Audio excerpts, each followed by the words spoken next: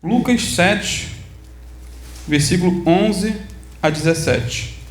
Diz assim: E aconteceu que no dia seguinte ele foi à cidade chamada Naim, e com ele iam muitos dos seus discípulos, e uma grande multidão. E quando chegou perto da porta da cidade, eis que levavam um defunto, filho único de sua mãe, que era viúva, e com ela ia uma grande multidão da cidade. E vendo-a, o Senhor moveu-se de íntima compaixão por ela e disse-lhe: Não chores. Chegando-se, tocou o esquife, e os que o levavam pararam, e disse: Jovem, a ti te digo, levanta-te.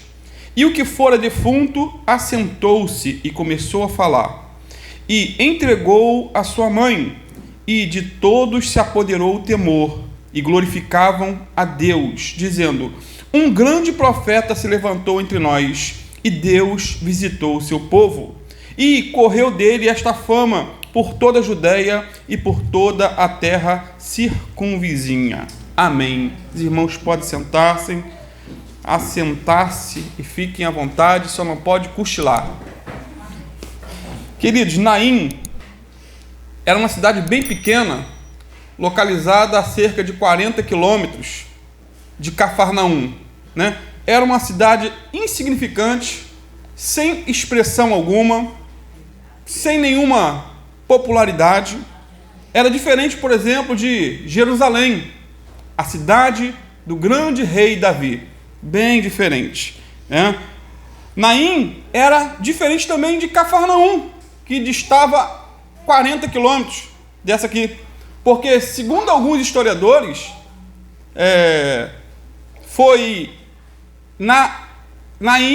Cafarnaum foi a cidade da onde veio o profeta Naum. A gente até mistura Naim com Naum, parecido. Cafarnaum era a cidade natal do profeta Naum. Então, Naim era diferente também de Belém, lembram? A cidade em que nasceu o nosso único Senhor e Salvador. Mas Naim não tinha importância histórica, nada de relevante. Nenhum general importante perdia seu tempo passando por Naim.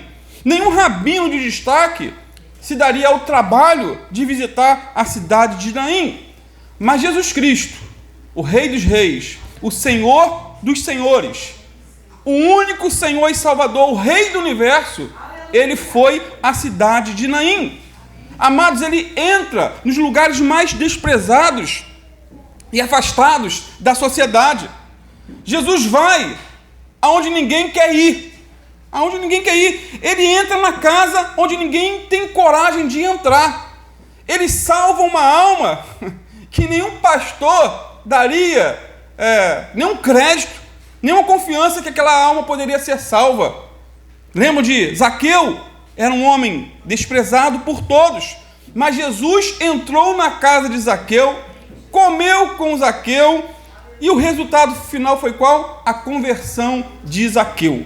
Para Jesus não há casos irrecuperáveis, difíceis, corações duros. Não! Jesus foi até a cidade de Naim. E ele não foi ali por acaso, queridos. Não foi por acaso, não foi uma mera coincidência. Essa ida a Naim estava na agenda de Deus. Jesus tinha um propósito muito bem específico em ir àquele lugar. O texto diz aí, no versículo 11, que no dia seguinte, Jesus foi a Naim. Ou seja, um dia antes, Jesus estava em Cafarnaum. Jesus levou cerca de 8 horas para chegar à cidade de Naim. Quando Jesus saiu lá de Cafarnaum, em direção à cidade de Naim, nesse percurso de 8 horas, provavelmente o jovem da nossa história aqui ainda estava vivo. Estava vivo, sabe por quê? Porque os judeus, eles enterram seus mortos no mesmo dia. Morreu, enterrou. Cada cultura é diferente uma da outra. No Brasil, por exemplo, é enterrada a pessoa, geralmente no dia seguinte. Nos Estados Unidos, o corpo leva dias para ser enterrado e geralmente tem até buffet. na casa dos familiares do falecido. É um costume americano. Na Alemanha, o enterro pode levar até dias ou semanas para acontecer. Depois da cerimônia, no contexto alemão, amigos e familiares vão a um restaurante para se confraternizarem. Que loucura! Se fosse a sogra, né? É brincadeira, gente.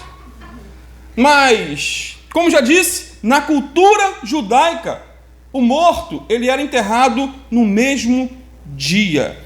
E ao chegar na porta da cidade, Jesus aqui se depara com uma mulher que estava vivendo o momento mais terrível, mais triste da sua vida. Ela estava fazendo o quê? Indo ao cemitério para enterrar o seu único filho. E Jesus chegou na hora certa, no momento certo. Aquele encontro estava na agenda de Deus. Querido, Jesus nunca chega atrasado. Amém? Amém? Eu creio nisso. Ele nunca chega atrasado. Ele é pontual no seu agir. Não pense que Deus está demorando em agir na sua vida, em alguma coisa que você tem buscado dele. Há pouco tempo, uma pessoa desabafou comigo dizendo: eu luto, oro, vou à igreja, e essa situação não muda, não melhora. Muito pelo contrário, piora. Deus está demorando em intervir em minha vida, nessa circunstância. Mas temos que ter consciência, queridos, que tudo acontece na hora certa, na agenda de Deus. Deus não se atrasa. Ele chegou no tempo certo, na hora certa. Lá na cidade de Naim, tem um hino muito antigo do Renascer Praise que diz... E esse hino marcou muito a minha vida de Biana. Jesus, plano melhor. Nunca chega atrasado. Sua hora é o quê? Perfeita. Sua maneira, a mais linda. Seja feita a sua vontade. Eu só quero a sua vontade, assim na terra como no céu. Biana, inclusive, vai cantar. Canta esse. Ela está cantando lá. Canta no final. Então, voltando ao texto, Jesus chegou exatamente quando esse cortejo estava passando pela porta da cidade em direção ao cemitério. Tente se colocar no lugar dessa mãe. Imagine a dor que ela estava sentindo. O marido já havia morrido, né? O texto diz que ela era uma viúva. Então ela está fazendo esse percurso pela segunda vez, dentro do âmbito familiar. Agora, o único filho que tinha também morre. E no texto que lemos, vemos o cortejo fúnebre em andamento. O texto revela o quê? Que uma multidão sai da cidade para o enterro desse jovem. Uma multidão. Eles saem para dar o último adeus a um rapaz tão novo, cheio de vida. Não é esse o nosso questionamento muitas vezes? Cheio de vida, tão novo. Uma multidão acompanha essa mulher em sua dor. Não sabemos, o texto não revela, e é somente Lucas que conta essa história. Não sabemos a idade desse jovem, desse falecido, mas Jesus o chamou de jovem ou moço. Não sabemos a causa da morte. Morreu. Tem gente que se questiona, fulano morreu de quê? Morreu, morte é morte. Independente de qual seja a causa, é morte. Não sabemos se esse jovem era casado, mas o que sabemos é que ele estava morto. Morto. Sabe o que eu aprendo com isso, queridos? Não são só os velhos que morrem. Não são só os velhos que morrem. A morte não escolhe idade. A morte não escolhe sexo.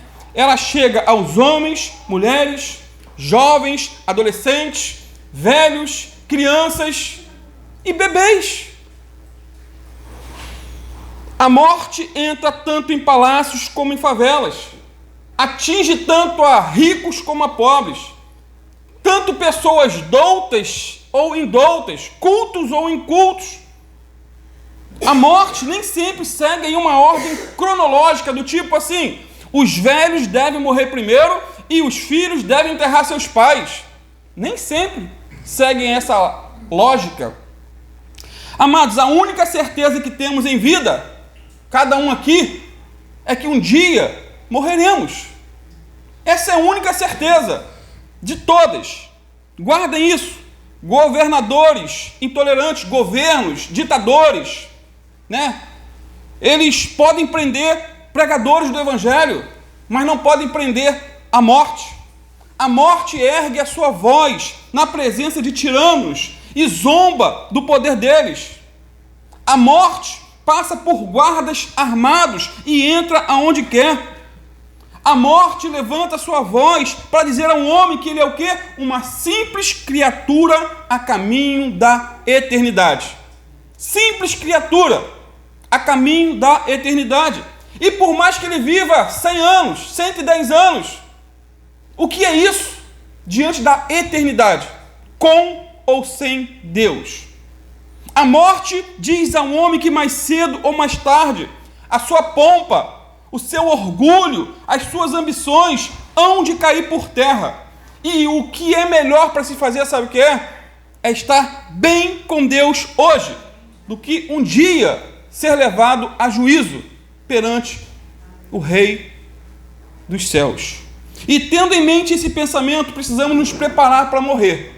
Ô pastor, de manhã cedo, melhor coisa da vida, se preparar para morrer. E a melhor maneira de se preparar para morrer é tendo um encontro com o autor da vida, o Senhor Jesus. A cada manhã, a cada momento, não deixar o coração azedar, não deixar a fé se esvair, não abandonar a Jesus por nada. Então, uma grande multidão está a caminho do cemitério para o enterro desse jovem. Porém, uma outra multidão vem em direção oposta. E essa outra multidão, que se encontra com a multidão do enterro, ela está sendo guiada por nada mais, nada menos do que Jesus, o Rei dos Reis e Senhor dos Senhores. Ele vai à frente dessa outra multidão. Veja comigo de novo Lucas 7:11. E aconteceu que no dia seguinte ele foi à cidade chamada Naim, e com ele iam muitos dos seus discípulos e uma grande multidão.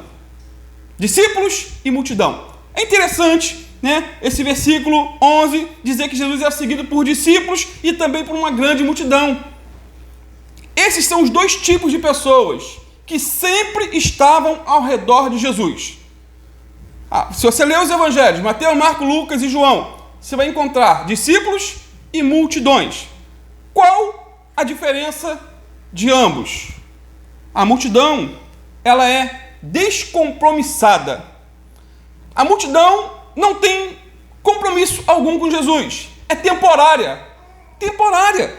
A multidão não tem vínculo com Jesus. O crente que faz parte desse grupo não tem compromisso com Jesus. Lê a Bíblia quando sente vontade. Não tem compromisso. Contribui quando sobra. E nunca sobra. Né? Então não contribui. Eu, por exemplo, se eu for contribuir com o que sobra, eu nunca vou contribuir. Então eu faço logo imediatamente. Caiu na conta, já vai a contribuição imediato, para não ser tentado a usar o que não me pertence. O discípulo é diferente da multidão. Ele tem compromisso com Jesus. Ele leva Jesus, o seu evangelho, a sério. Ele não brinca de ser crente. Ele é crente. Ele medita nas Escrituras diariamente, mesmo sem vontade. Ele se esforça para aprender a palavra do seu Deus. Essa carta de amor para a humanidade. O discípulo ora, jejua regularmente. O discípulo contribui com o seu melhor para a causa do Evangelho. Ele se esforça ao máximo para não faltar culto. Ele quer estar junto com os irmãos. Ele quer viver em obediência à palavra do seu Deus.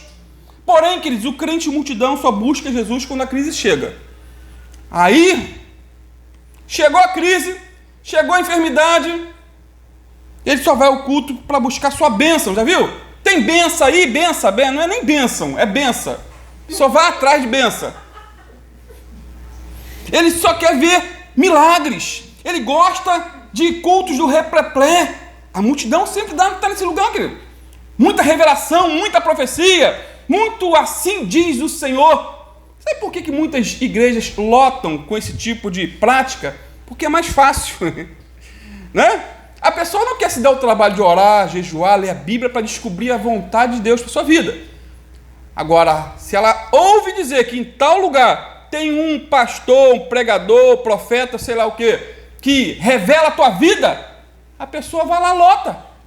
Esses dias eu estava indo pregar na Laranjal, passei numa esquina de uma igreja lotada. Falei, caramba, Deus está operando a cura ou tem muita profecia? Aí quando eu voltei da igreja, vi o nome da igreja, falei, é essa aí. É só profeta. E muitas profetadas, queridos. Muitas profetadas. Isso dá ibope. A multidão gosta disso. Gosta, queridos, dá ibope. Não estou dizendo com isso que eu sou descrente em relação a profecias. Deus já falou comigo através de pessoas, usou pessoas para confirmar o meu chamado. Mas, detalhe, eu não fui atrás. A pessoa veio a mim e trouxe uma palavra de Deus para a minha vida. Então eu creio nisso, eu creio em milagres. Agora, eu tenho uma resistência muito grande quanto àqueles que buscam, que vão atrás e acabam se complicando, se enrolando na vida. Então, queridos, que tenhamos cuidado, né, em nome de Jesus. O discípulo, voltando aqui, está com Jesus. A multidão não. O discípulo está com Jesus tanto no momento da prova, no momento da doença, da saúde, todas as ocasiões, ele está com Jesus. Dias de chuva, dias de sol, está nublado, não, eu estou com Jesus. Independente de tudo, o discípulo, ele é pau para toda obra. Tem costas largas, ele não é cheio de frescura, cheio de mimimi, não. Os discípulos sempre foram poucos. Detalhe, a multidão sempre foi a maioria que estava atrás de Jesus. E quando vamos para o livro de Atos, depois da morte e ressurreição, encontramos não a multidão, mas apenas 120 pessoas que continuavam orando, jejuando e buscando a face de Deus. Vou ler novamente o versículo 11. E aconteceu que no dia seguinte, ele foi à cidade chamada Naim, e com ele iam muitos dos seus discípulos e uma grande multidão.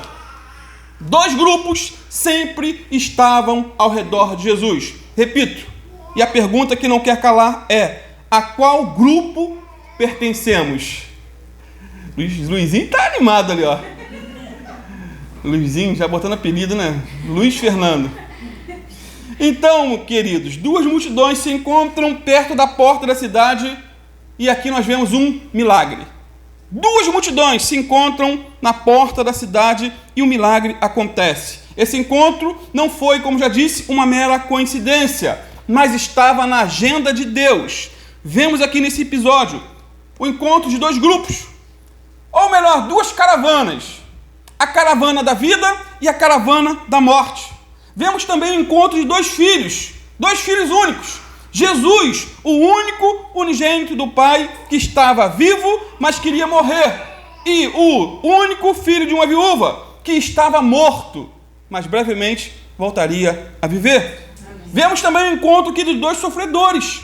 A viúva sofredora, que tinha perdido o filho, e Jesus, o servo sofredor, que é descrito lá em Isaías 53.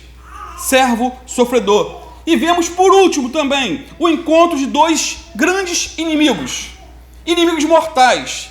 A morte, o único inimigo o último inimigo a ser vencido, e Jesus, aquele que matou a morte com a sua morte e tirou o seu aguilhão. Amém. E hoje podemos viver sem medo da morte. Aleluia. Querido, se tem alguém que tinha pavor de morte, era eu, antes de me converter. Se eu visse uma pessoa morta, eu ficava talvez meses sem dormir sossegado. Eu tinha verdadeiro terror da morte. Mas um dia Jesus me libertou. Hoje eu não tenho. Não tenho, perdi, literalmente. Eu sei que se eu partir, eu vou estar com Cristo, o que é infinitamente melhor, para a glória de Deus. Voltando aqui, o grupo que saía da cidade era liderado pela morte, o rei dos terrores. Mas o grupo que estava chegando nessa mesma cidade era liderado por quem? Pelo nosso Senhor e Salvador Jesus Cristo, o autor da vida. Amém. Amados, em termos espirituais, cada ser humano se encontra em um desses dois grupos. Aquele que está em Cristo está entrando na cidade.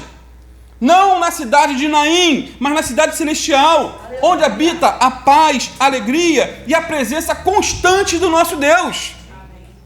Esse é o grupo da vida. Agora, aquele que está morto em delitos e pecados está a caminho do cemitério, ou seja, da condenação eterna. Morto em delitos e pecados, vivendo uma vida desagradável a Deus. João Batista, ele deu testemunho de Jesus dizendo o seguinte, lá em João 3,36, aquele que crer no Filho tem a vida eterna, mas aquele que não crer no Filho não verá a vida, mas a ira de Deus sobre ele permanece. Que palavra dura! Você ter a ira de Deus sobre a sua vida.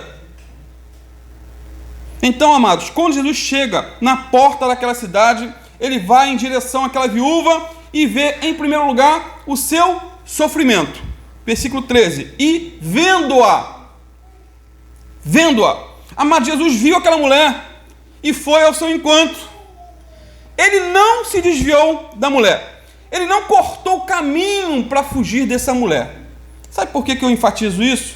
Porque a mulher não tinha valor algum naquela cultura. Não tinha valor. Na época de Jesus, os judeus faziam diariamente a seguinte oração. Era costumeiro. Acordou, orava dizendo, Senhor, obrigado porque eu não nasci como escravo. Obrigado porque eu não nasci como gentio, de outra gente, da gentalha. E obrigado também porque eu não nasci como mulher. Que coisa, né? Que coisa. A mulher era extremamente desprezada naquele contexto. Mas Jesus foi até aquela mulher. Ele sabia o que estava fazendo, que ela estava fazendo aquele percurso pela segunda vez. Jesus sabia da dor dela. Sabia das lágrimas, do choro, da angústia. Sabia que ela estava ali mais uma vez indo para o enterro. O primeiro enterro foi do marido que morreu, agora o único filho. Jesus vê isso, ele conhece a dor daquela mulher e ele olha profundamente para aquela mulher sofredora. O olhar de Jesus é penetrante, o olhar de Jesus é restaurador, perdoador, misericordioso. Lembra de Pedro? Depois de negar Cristo por 3 vezes, e antes tinha dito que não ia negar, que ia até o fim. Crente ruim. Todos podem negar, mas eu não. Negou 3 vezes. E a Bíblia diz que o galo cantou. E Jesus olhou diretamente para ele. E é interessante, lindo, que o olhar de Pedro cruzou com o olhar de Jesus. E a vida de Pedro foi transformada. Ele não afundou com o olhar de Jesus. Não foi um olhar de censura, de crítica, de condenação, mas um olhar de misericórdia, de compaixão. E Jesus também viu aquela mulher aqui no texto. Da mesma maneira, Jesus olha para cada um de nós nessa manhã. Ele conhece a nossa dor, ele vê o nosso sofrimento. Sabe aonde está doendo, Ele nos assiste em nossas tribulações, recordações. Ele conhece aonde dói. Ele não está indiferente ao nosso sofrimento. E o que eu posso falar é, espere só mais um pouquinho. Lembra do hino? Se a bênção está demorando, espera só mais um pouquinho. Ele sabe, querido, ele nos vê, ele intervém. O que cabe a nós é não desistir de orar, é não desistir de clamar, de buscar o socorro de Deus. Jesus não somente viu aquela mulher, mas sentiu em si a sua dor. Versículo 13, parte B. O Senhor moveu-se de íntima compaixão por ela. Íntima compaixão. Tem uma tradução que diz, seu coração se moveu de compaixão. Ou seja, queridos, o olhar de Jesus foi cheio de compaixão.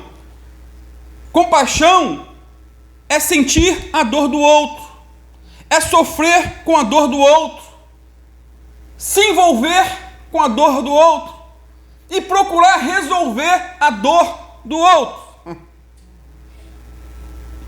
Compaixão, queridos, é muito mais do que sentimento. Compaixão é muito mais do que pena. Já como diziam os antigos, quem tem pena é galinha. Compaixão é muito mais do que isso. A compaixão de Jesus é bem diferente da nossa compaixão. A compaixão dele era verdadeira, profunda, se envolvia. A nossa, muitas vezes, é fingida e superficial. A compaixão de Jesus era eficaz. A nossa, muitas vezes, é impotente. Jesus sentiu a dor daquela mulher e resolveu também o seu problema. Muitas vezes, nós até sentimos a dor do nosso próximo, mas nem sempre estamos dispostos a socorrê-lo. Nem sempre. É claro, naquele contexto, Jesus tinha poder para ressuscitar aquele jovem. Nós não teríamos esse poder, a não ser que não fosse concedido aí um dom de operação de milagres e maravilhas. Mas muitas coisas podemos fazer e não fazemos. Agora, por que Jesus se compadeceu tanto daquela mulher? Eis a pergunta.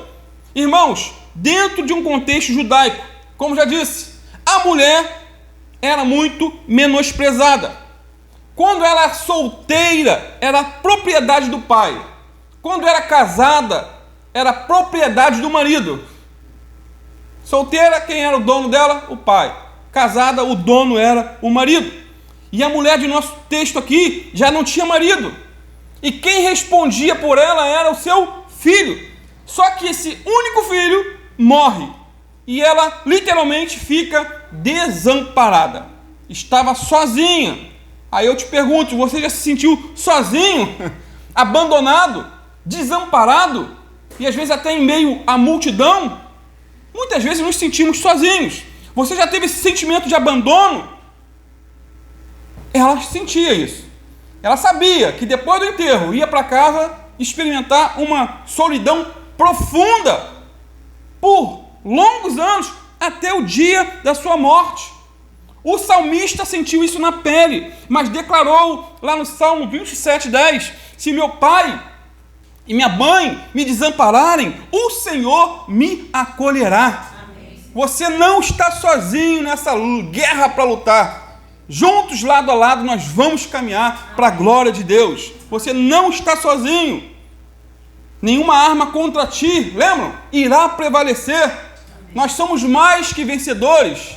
Jesus, eu e você. Amém. Jesus se compadeceu daquela mulher. Jesus também se compadece de nós. Muitas vezes pensamos, vem na nossa mente, Jesus não está nem aí para mim. Ele tem muita coisa a resolver. Há pessoas mais consagradas do que eu, que ele tem que atender, que oram mais, jejuam mais.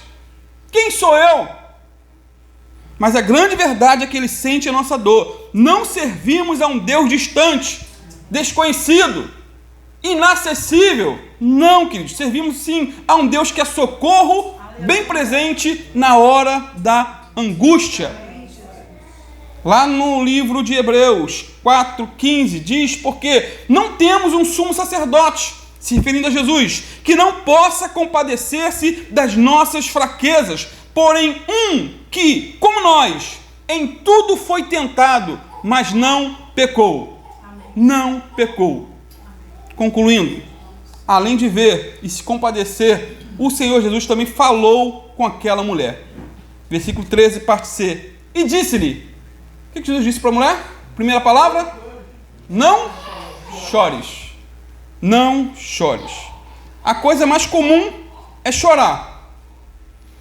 Principalmente quando um ente querido parte. Mãe, irmão, parente. Principalmente o filho único dessa mulher. Aquela mulher estava chorando porque tinha sentimentos. Tinha sentimentos. Ela chorava porque amava o filho que havia perdido. Amados, velório é lugar sim de choro, tristeza. Pelo menos antigamente era assim. Antigamente era assim. Hoje em dia muitos fazem piada no enterro. Não há mais respeito. Antigamente, quando se passava um cortejo, as pessoas paravam. Hoje em dia, você pode passar em frente ao cemitério, passou ali, as pessoas estão andando para ir para cá, não estão nem aí. Antigamente as pessoas usavam preto, né, em reverência ali, em respeito. Quando alguém dizia, fulano morreu, a pessoa ficava chocada. Hoje em dia, fulano morreu antes ele do que eu. É a piada que se faz hoje em relação a essa situação. Mas a mulher do nosso texto tinha sentimentos e por isso chorava. Mas Jesus disse o que para ela? Não chores. Sabe por que Jesus disse para aquela mulher não chorar? Porque em segundos ela iria enxugar as suas lágrimas. Ela voltaria a sorrir. Ela teria o filho vivo em suas mãos, queridos. Amado, só Jesus pode transformar o nosso lamento em alegria. Só Ele pode fazer isso. Só Jesus tem o poder de dizer a cada um de nós: não chore, eu vou te curar. Não chore, eu vou ressuscitar seus sonhos. Não chore, eu vou te socorrer nesse momento de aflição. Não chore, eu vou libertar você desse pecado. Se esforce um pouquinho também. Faça a tua parte. Vigie suas conversas. Vigie os sites que você visita. Vigie as amizades. Não chore. Seu filho que está desviado vai voltar para a casa do pai. Não chore. Esse luto vai passar. Queridos, todos nós, individualmente aqui, passamos por perdas na vida. Todos nós passamos por tristezas. Todos nós já choramos, e muito, a perda de alguém. Salmo 35, parte B, diz que o choro pode durar uma noite, mas a alegria vem pela manhã. E a alegria veio para aquela mãe. Seu único filho que estava morto foi ressuscitado pelo autor da vida, o Senhor Jesus. Lucas 7, 14 a 16. Depois, aproximou-se e tocou no caixão, e os que carregavam pararam. Jesus disse: jovem, eu te digo, levanta-te. O jovem sentou-se e começou a conversar. E Jesus o entregou à sua mãe, e todos ficaram cheios de temor e louvavam a Deus. Um grande profeta se levantou dentre nós, diziam eles. Deus interveio em nosso favor, em favor do seu povo. Queridos, aonde Jesus chega, a morte transforma-se em vida. Amém. E os louvores sobem a Deus. Amém. Aonde Jesus está, existe o quê? Abundância de alegria. Onde Jesus ia, os enterros eram cancelados e os mortos ressuscitavam. Hoje, Jesus ainda ressuscita mortos, fisicamente falando, sim. Aleluia. Aqueles que têm dom de operação de maravilhas, Jesus usa, e há relatos e mais relatos de pessoas sendo ressuscitadas. Mas Jesus ressuscita principalmente aqueles que estão mortos em delitos e pecados. Aqueles que estão afundados em qualquer tipo de bagaceira, de pecado. Ele ressuscita para a glória de Deus. Depende de você tomar uma posição, voltar para os braços do Pai, se arrepender dos seus pecados, colocar a boca no pó e não participar da ceia de qualquer maneira. Que haja arrependimento, que haja choro, que haja lágrimas para a glória de Deus.